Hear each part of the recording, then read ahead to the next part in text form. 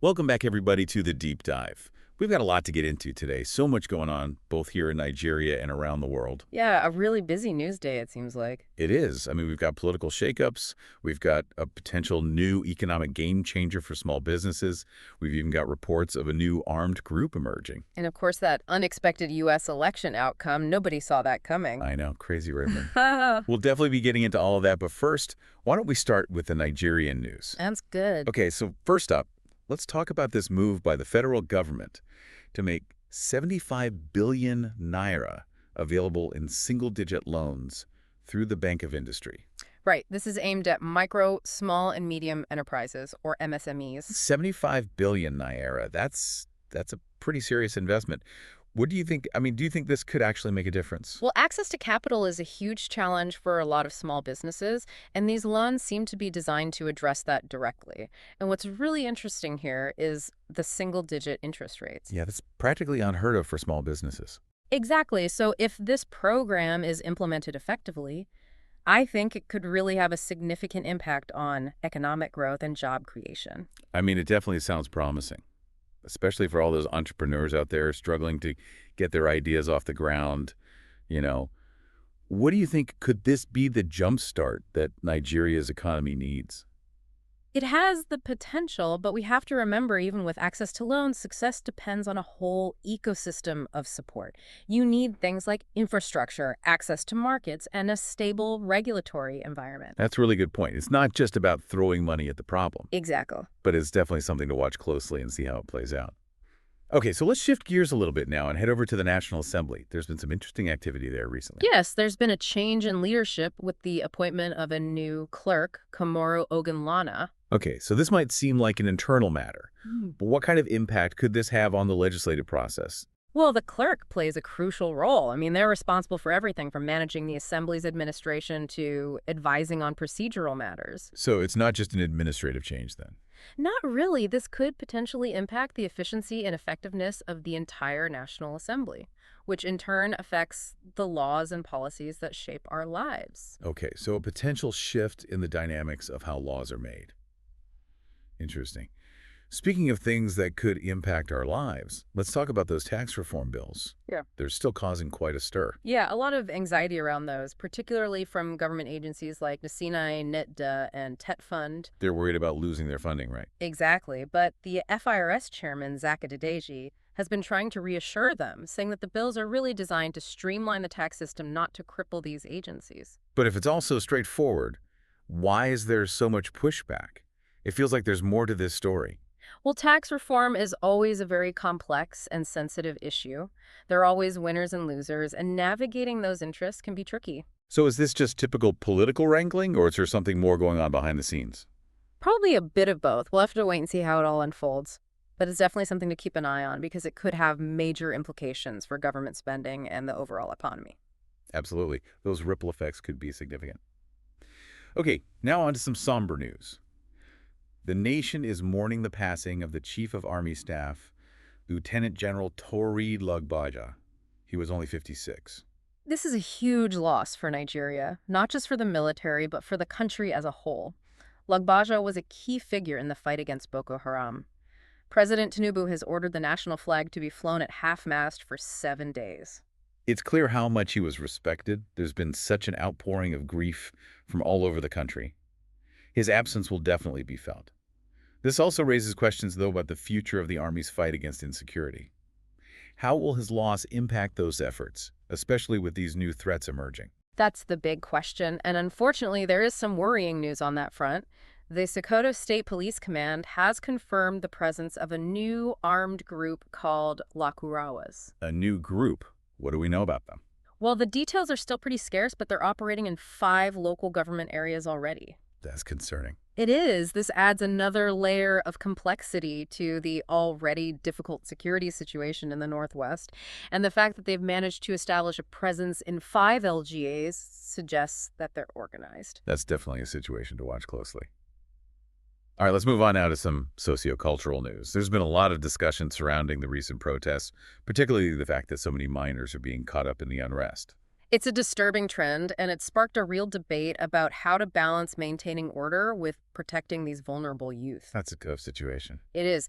Emir Sanusi has actually weighed in on this. He's urging security forces to focus on apprehending the true instigators of the violence instead of detaining innocent children. Right, because how do we make sure that the response to unrest doesn't end up further marginalizing or traumatizing young people who are already vulnerable? Exactly. It's a delicate balance, finding solutions that prioritize the well-being of children. Absolutely. It's about investing in the future generation. Okay, so on a more positive note, let's talk about this vision for Nigeria's future that's been gaining some traction. The Minister of Innovation, Science, and Technology has been pushing for a paradigm shift. He wants Nigeria to move away from being a consuming nation and embrace its potential as a producing nation. This is a really interesting development. The focus is on implementing the 2022 STI policy, which aims to foster local innovation and production across various sectors. So moving away from dependency and towards self-sufficiency. Exactly. It sounds ambitious, but also incredibly exciting. What sectors do you think hold the most promise for this kind of transformation? Well, there's potential in many areas, but technology, agriculture, and manufacturing immediately come to mind. Nigeria has a young and vibrant population. With a growing appetite for innovation. Right, if we can harness that energy and channel it into productive sectors, it could be transformative. That's a great point. A nation of innovators and creators. Okay, let's shift gears one more time and take a look at the Nigerian business world. Ondo Pulse is making headlines after receiving an award at Africa Energy Week. Yeah, for their acquisition of NAOC. This deal was recognized as a major milestone in Africa's energy sector, right? It was. Ondo's strategic move to acquire NAOC positions them as a key player in the industry and highlights the growing influence of Nigerian companies on the continent. What other sectors do you see following suit and achieving this kind of regional or even global success? I think we're already seeing Nigerian companies making inroads in fields like fintech, e-commerce, even entertainment. I think the key is to continue fostering an environment that encourages entrepreneurship, innovation, and access to global markets. And speaking of success stories, Flour Mills of Nigeria, or FMN, is reporting some pretty impressive figures. Their revenue has surged by an impressive 76%, reaching 1.6975 billion naira for the half year ending September 30th. Wow, that's a significant jump, especially considering the current economic climate. It is. It really suggests that FMN is adapting well to the market dynamics and making smart decisions that are paying off. Definitely a company to watch. Absolutely. Okay, so we've covered a lot of ground here in Nigeria, everything from the economy and politics to security and even business. But now let's zoom out and see what's happening on the global stage. Okay. Get ready for this one, because the news out of the U.S. has sent shockwaves around the world. Donald Trump has won a second term as president, defeating incumbent Vice President Kamala Harris. It was a really unexpected victory, and I think a lot of people are wondering what it means for the future of U.S. foreign policy and global relations in general. The implications are huge, and we're already seeing some pretty strong reactions from world leaders and analysts. This is definitely a global game changer.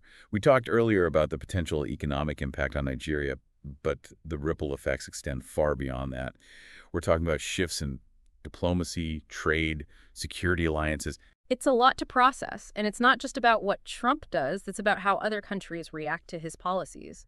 Will they align themselves with his agenda, or will we see pushback and a reconfiguration of global power dynamics? A lot to unpack. We'll be diving into those global implications in more detail shortly. But before we do that, let's pause for a moment. What are your initial thoughts on all of this? What stands out to you as the most significant development, both here in Nigeria and globally? I think what's really fascinating is how all of these seemingly separate events, both here in Nigeria and globally, are actually all connected. You know, you have Nigeria trying to achieve economic self-sufficiency while also dealing with these internal security challenges. And at the same time, you have this huge political shift in the U.S. that could completely reshape the global landscape. It really is like a giant game of chess, where one move can set off a chain reaction. So let's dive into some of those global implications. Trump's victory has been met with, well, it's been met with a real mix of reactions. Some people are shocked, some are apprehensive, some are even cautiously optimistic. Where do you see the biggest areas of impact, and what should we be watching for in the coming weeks and months? Well, one immediate concern is the potential for increased instability around the world. Trump's America First rhetoric and his skepticism of those international institutions, things like NATO, it could really embolden some of those authoritarian leaders out there. And potentially undermine those existing alliances. Exactly, and that could lead to a more fragmented and unpredictable world, and a world where there's a much higher risk of conflict. So a more volatile world, where those traditional alliances are no longer guaranteed. Mhm. It's a worrying thought. How do you think this might impact Nigeria specifically? Well, Nigeria relies heavily on international partnerships for things like trade, security cooperation, and development assistance. So any shift in U.S. foreign policy is going to have implications for all of those areas. Can you give me an example? Sure, let's say the U.S. disengages from the fight against terrorism in the Sahel region. That could put even more pressure on Nigeria to step up and shoulder more of the burden. So the fight against Boko Haram and all the other extremist groups could become even tougher. It's definitely a possibility. And what about the economic impact? We touched on oil prices earlier, but what other areas of concern are there? Well, Trump is known for his protectionist trade policies. He's already talking about renegotiating trade deals and imposing tariffs. Which could have a real impact on global trade. It could disrupt the flow of goods and services, and that could have a direct impact on Nigerian exports, especially in sectors like agriculture and manufacturing. So potentially, a double whammy for Nigeria. Increased security threats and economic headwinds. It sounds like a lot of uncertainty lies ahead. Okay, so in the midst of all of this geopolitical maneuvering, there's also been this really interesting development in the tech world that has everybody talking. HP has unveiled what they're calling a next-gen AI PC. Yeah, it's causing quite a stir. It is. So this isn't just like a faster computer, right? This is something different. It is. It's designed to fundamentally change how we interact with technology. Imagine a PC that can actually anticipate your needs, automate those complex tasks, and even provide you with personalized insights. That sounds like something straight out of a science fiction movie. I know. It's like having a super intelligent assistant right there at your fingertips. This AI PC could really revolutionize productivity and creativity. Imagine the possibilities for businesses, researchers, artists. But I have to ask, are there downsides? I mean, we've all seen those movies where AI takes over the world. It's definitely important to approach AI with a healthy dose of both excitement and caution. Like any powerful technology, it can be used for good or for bad. I think the key is to make sure that AI development is guided by ethical principles and human values. So making sure that AI serves humanity and not the other way around. Exactly. That's really important. But if we can get it right, the potential benefits are huge. They are. It could be a game changer in fields like healthcare, education, even climate change. So many possibilities. But this also raises some questions about the future of work. If machines can now do a lot of the tasks that humans currently do, what does that mean for jobs and for the skills that people need to have to thrive in this rapidly changing world? That's a big question, and it's one that we're all going to have to grapple with as AI becomes more integrated into our lives. I think it's a reminder that while technological advancements are exciting, they also bring new challenges and require us to adapt. It's not just about embracing the new technology. It's about understanding how it will change things and how we can make sure that those changes are positive for society as a whole. Okay, so we've covered a really wide range of topics today, from local news here in Nigeria to those global political shifts, and we even took a quick peek into the future with AI. I think if there's one takeaway from all of this is that we're living in a time of really unprecedented change and complexity. Absolutely. And in a world that's constantly changing, staying informed and engaged is more important than ever. We can't just sit back and watch. We need to be active participants in shaping the future that we want to see. So for all those listeners out there who want to stay ahead of the curve and understand how these events might impact their lives, what are some practical steps that they can take? Well, first and foremost, diversify your news sources. Don't rely on just one outlet or perspective. Get your information from a variety of credible sources, both local and international. So don't just stay in your echo chamber. Exactly. That will give you a much more balanced and nuanced understanding of the issues. And then try to engage in those thoughtful conversations with people who hold different viewpoints. Real learning happens when we're challenged and exposed to new perspectives. Even if those conversations are uncomfortable sometimes. Exactly. Listen actively, ask questions, and be open to considering different sides of an issue. And of course, I have to put in a plug here for Foresight News TV's YouTube channel. Of course. They do a fantastic job of explaining those complex news stories in a clear and engaging way. So if you're looking for a reliable source for news, both here in Nigeria and around the world, definitely check them out. They're a great resource. They are. Okay, so we talked about staying informed, engaging in critical thinking, and even taking action. But in the midst of all this chaos and uncertainty in the world, it's also important to remember hope. Yeah, hope. It's so easy to just get overwhelmed by all the challenges, not just the ones we face as individuals, but like as a society. To- But we have to remember that even when things seem really dark, there's always hope. It's what keeps us going, right? It inspires us to take action. Exactly. And it reminds us that we actually have the power to change things, to create a better future.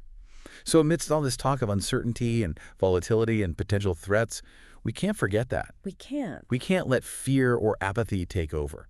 We have to hold on to that hope and keep striving for a world that is more just and equitable and sustainable. And hey, who knows, maybe that world even includes those super smart AI PCs that make everything easier. I mean, maybe. But even without all the futuristic gadgets, we have the power to make a difference right now. That's so true. Like every choice we make, every action we take, it all contributes to creating the kind of world we want to live in. So for our listeners out there who are feeling inspired and ready to make a difference, what are some things that they can do? What can they do in their own lives and communities to create that positive change? Start by supporting your local businesses. Get involved in your community. Volunteer your time or your resources to causes that you believe in. And just be mindful of the choices you make every day, the products you buy, the leaders you support. Those actions might sound small, but they can really have a ripple effect. That's a great point. We're not just passive observers here. We all have a role to play. We have the power to shape our own future. We do, and never stop learning and questioning and being open to new perspectives. The more informed we are, the better equipped we'll be to handle whatever comes our way. Okay, that is some fantastic advice to end on. So I think it's time to wrap up this deep dive into the news, both here in Nigeria and around the world. We've covered a lot of ground today. We talked about economic policies and political shakeups and those concerning security threats. But we also talked about some pretty amazing technological advancements. And most importantly, I think we ended on a note of hope. We did. But before we go, I want to remind everybody to subscribe to Foresight News TV's YouTube channel. They really are a fantastic resource for staying informed and engaged with what's happening around the world. Definitely check them out. All right, until next time, this is The Deep Dive signing off. Yeah.